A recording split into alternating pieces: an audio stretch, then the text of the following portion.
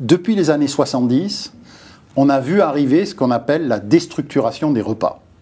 C'est-à-dire, au lieu de se retrouver en groupe, en famille, par exemple, 2 fois par jour, 3 fois par jour, avec le petit déjeuner, voilà, pour des repas, eh bien, ça va se déstructurer.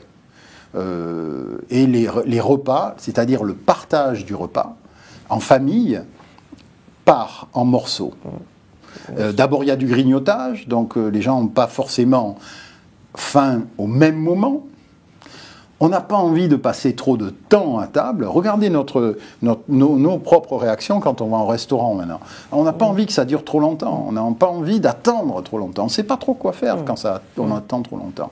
Donc on veut absolument que tout aille vite. Et ensuite, on devient, dans les fast-food, c'est assez triste. C'est-à-dire on est individualiste. On a chacun son plat. On a chacun son petit plateau. Et on est au milieu des autres. Mais on n'est pas forcément avec les autres. Est-ce qu'on peut parler de sociabilité quand même ? Oui, c'est-à-dire il y a une sociabilité dans les endroits de ce qu'on appelle la France périphérique, dans lequel il y a beaucoup moins de bistrots, de cafés qu'avant.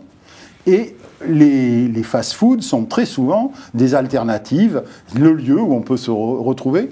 Et ça concerne aussi bien les jeunes qui peuvent s'y retrouver, parce que finalement, un café et des frites, ça coûte pas cher. Et puis un hamburger de base, c'est 1,50 €. Hein.